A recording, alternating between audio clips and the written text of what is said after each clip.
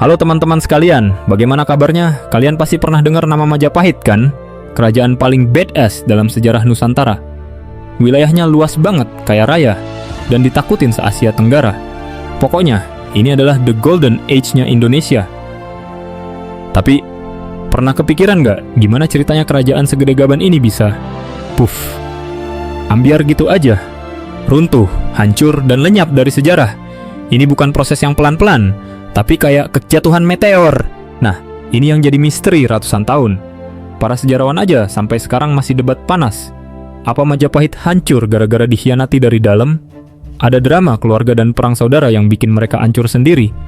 Atau mereka diserbu abis-abisan sama kekuatan baru yang lagi naik daun? Hari ini, kita bakal jadi detektif sejarah. Kita akan bongkar lagi kasus ini, ngubek-ngubek bukti kuno, dan coba jawab pertanyaan paling penting.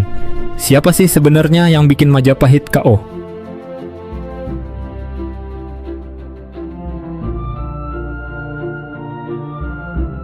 Oke, kita mundur dikit ke abad ke-14.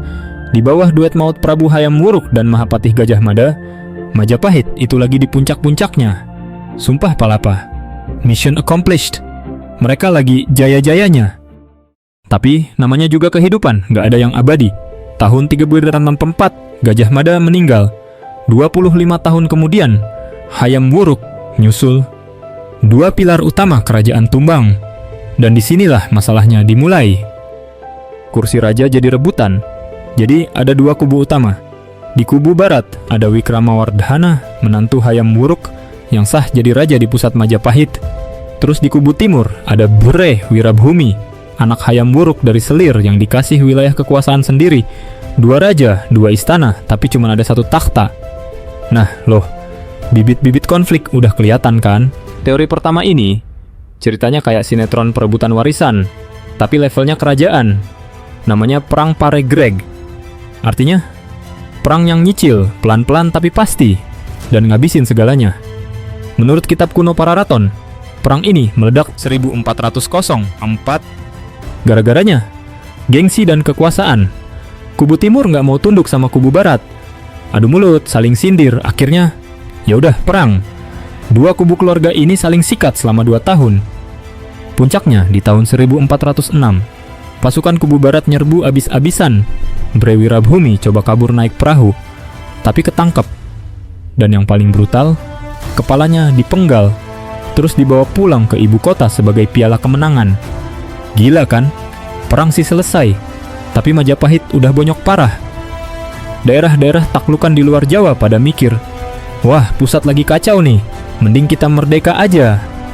Duit kas negara ludes buat bayar ganti rugi ke Tiongkok karena utusan mereka ada yang jadi korban salah sasaran. Intinya, persatuan ambiar.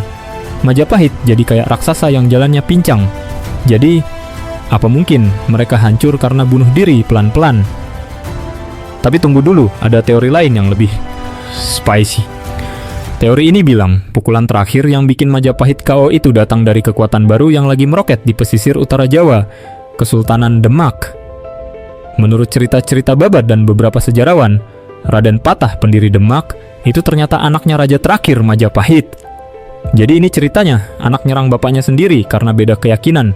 Sebuah serangan besar dilancarkan, dan Majapahit yang udah lemah langsung tumbang. Bukti-bukti arkeologi juga kayak ngedukung. Ditemuin banyak banget jejak peradaban Islam di pesisir utara, nunjukin ada pergeseran kekuatan besar. Majapahit yang ada di pedalaman, jadi kayak dikepung dari laut. Tapi banyak sejarawan yang bilang, tunggu dulu, ini ceritanya lebih mirip sinetron daripada fakta. Mereka bilang sumber Babat itu banyak mitosnya. Bisa jadi yang nyerang itu bukan Demak, tapi kerajaan Hindu lain yang juga pengen berkuasa. Jadi, mana yang bener nih? Jadi setelah kita lihat semua bukti, vonis buat kasus ini kayaknya nggak sesimpel itu.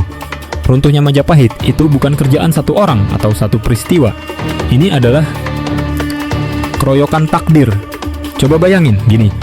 Perang Paregreg itu ibarat penyakit kronis yang ngegrogotin Majapahit dari dalam, bikin badannya lemah.